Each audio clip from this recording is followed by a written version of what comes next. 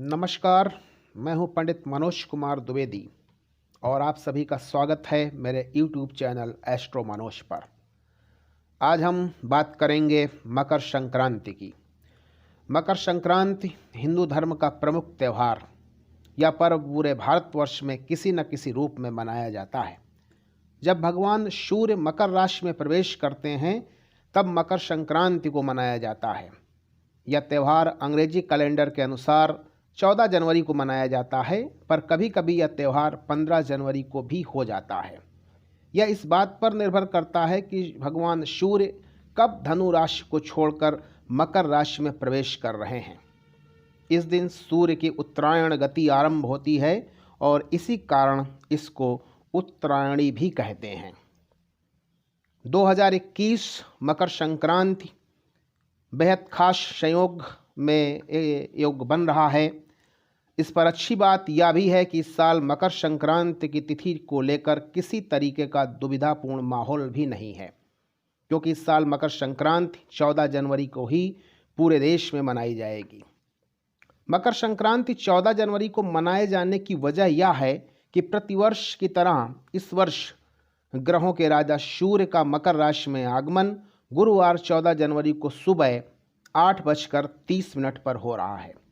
गुरुवार को संक्रांति है और गुरुवार को होने की वजह से यह नंदा और नक्षत्रानुसार महोदरी संक्रांति मानी जाएगी, जो ब्राह्मणों, शिक्षकों, लेखकों और छात्रों के लिए लाभप्रद है और शुभ रहेगी। शास्त्रों का मत है कि संक्रांति के 6 घंटे 24 मिनट पहले से ही पूर्णकाल का आरंभ हो जाता है। इसलिए इस वर्ष ब्रह्म मुहूर्त से संक्रांति का स्नान दान किया जा सकेगा। इस दिन दोपहर 2:38 तक का समय संक्रांति से संबंधित धार्मिक कार्यों के लिए उत्तम रहेगा। वैसे पूरे दिन भी स्नान दान किया जा सकता है।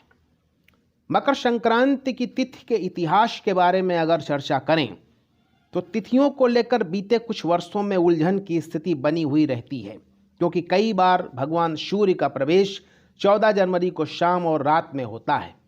ऐसे में शास्त्रों के अनुसार संक्रांति अगले दिन माना जाता है। आपको बता दें कि मकर संक्रांति का समय युगों से बदलता रहा है। ज्योतिषी गणना और घटनाओं को जोड़ने से मालूम होता है कि महाभारत काल में मकर संक्रांति लगभग दिसंबर के महीने में मनाई जाती थी, क्योंकि उस समय अंग्रेजी महीने नहीं होते थे। इसलिए ऐसा कुछ उल्लेख मिलता है अगर आज के तालमेल को मिलाते हैं तो। मकर संक्रांति की तिथि का यह रहस्य इसलिए है क्योंकि सूर्य की गति एक साल में 20 सेकंड बढ़ जाती है। वैसे इस साल अच्छी बात है कि मकर संक्रांति पर सूर्य का आगमन 14 तारीख को सुबह में ही हो रहा है। इसलिए मकर संक्रांति गुरुवार 14 जनवरी को ही मनाई जाएगी। मकर संक्रांति के साथ खरमास समाप्त हो जाएगा, क्योंकि भगवान सूर्य के धनु राशि से मकर में आने के बाद ही खरमास समाप्त हो जाता है। लेकिन इस बार खरमास समाप्त होने पर भी विवाह और दूसरे शुभ कार्य का आयोजन नहीं किया जा सकेगा। इसकी वजह यह है कि मकर संक्रांति के 3 दिन बाद ही देवगुरु बृहस्पति अस्त हो रहे हैं। गुरु तारास्त होने से शुभ कार्यों पर विराम लगा रहेगा। इस बार मकर संक्रांति के दिन सबसे खास बात यह है कि सूर्य के पुत्र शनि स्वयं अपने घर मकर राशि में गुरु महाराज बृहस्पति और ग्रहों के राजकुमार बुध एवं नक्षत्रपति चंद्रमा को साथ लेकर सूर्यदेव का मकर राशि में स्वागत करेंगे। ग्रहों का ऐसा संयोग बहुत ही दुर्लभ माना जाता है, क्योंकि ग्रहों के इस संयोग में स्वयं ग्रहों के राजा गुरु, राजकुमार, न्यायाधीश और नक्षत्रपति साथ रहेंगे। चंद्रमा का प्रवेश श्रवण नक्षत्र में होगा, जिससे ध्वज नामक शुभ योग बनेगा। ग्रहों के राजा सूर्य सिंह पर सवार होकर मकर में संक्रमण करेंगे। ऐसे में राजनीति, सत्ता पक्ष का प्रभाव बढ़ेगा। देश में राजनीतिक उथल पुथल, कुछ स्थानों पर सत्ता में फेरबदल भी हो सकता है।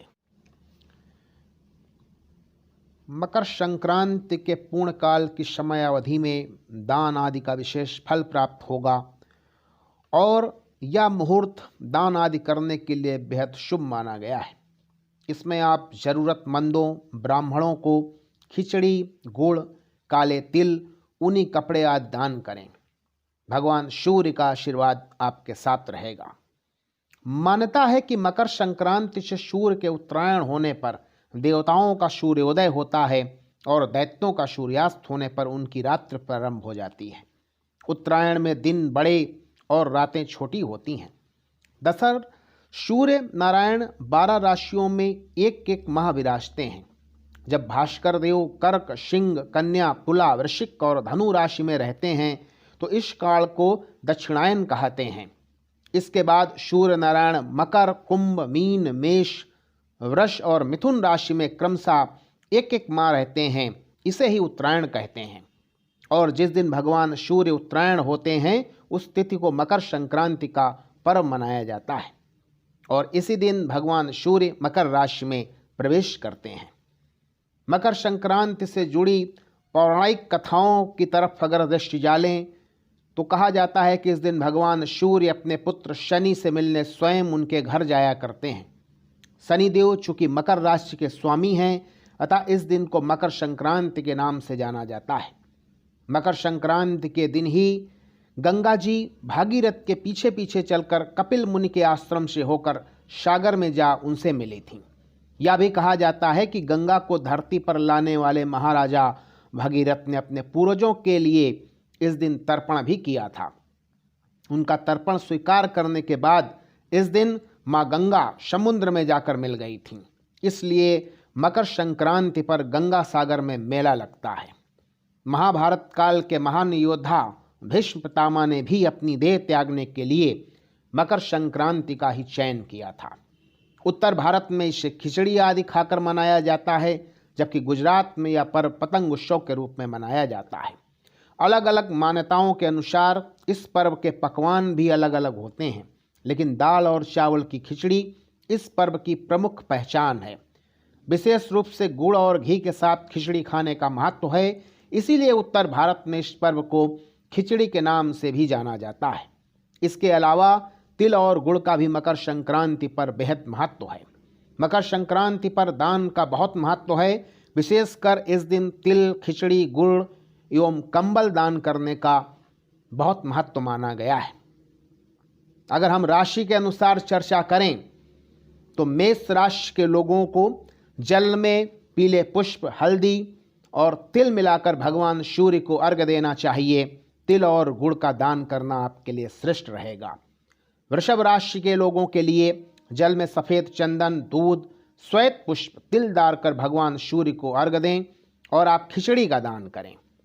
मिथुन राशि के जो लोग हैं जल में तिल डालकर सूर्य भगवान को अर्घ्य दें। मूंग की दाल की खिचड़ी का आप दान करें। कर्क राशि के लोग जल में दूध, चावल, तिल मिलाकर सूर्य को अर्घ्य दें। संकटों से मुक्ति मिलेगी। गुड़ और तिल का आप दान करें। सिंह राशि के जो लोग हैं जल में कुमकुम तथा रक्त पुष्प मीन्स लाल पुष्प, तिल डालकर सूर्य को अर्घ्य दें। गुड़ और तिल का दान करें। कन्या राशि के लोग जल में तिल, दूर्वा पुष्प डालकर भगवान सूर्य को अर्घ्य दें। मूंग की दाल की खिचड़ी बनाकर दान करें और गाय को हरा चारा दें। तुला राशि के लोग सफ़ेद चंदन, दूध, चावल का दान दें। सफ़ेद चंदन मिलाकर सूर्य को अर्घ्य दें। वृश्चिक राशि के लोग जल में कुमकुम, लाल फूल तथा तिल मिलाकर सूर्य को अर्घ्य दें और गुड़ का दान करें। धनु राशि के लोग जल में हल्दी, केसर, पीले पुष्प मिलाकर भगवान सूर्य को अर्घ्य दें और गुड़ का दान करें। मकर राशि के लोग जल में नीले पुष्प, तिल मिलाकर भगवान सूर्य को अर्घ्य दें। काले तिल, उड़द की दाल, खिचड़ी का दान करें। कुंभ राशि के लोग जल में नीले पुष्प, तिल मिलाकर भगवान सूर्य को अर्घ्य दें। उड़द की दाल, तिल और ऊनी वस्त्रों का दान करें। मीन राशि के लोग हल्दी, केसर, पीले फूल के साथ भगवान सूर्य को अर्घ्य दें। तिल और गुड़ का दान करें। इन दान और भगवान को सूर्य देने से निश्चित रूप से आप सभी पर भगवान सूर्य की कृपा प्राप्त होगी और आपका भविष्य और जीवन निश्चित रूप से उज्जवल बनेगा।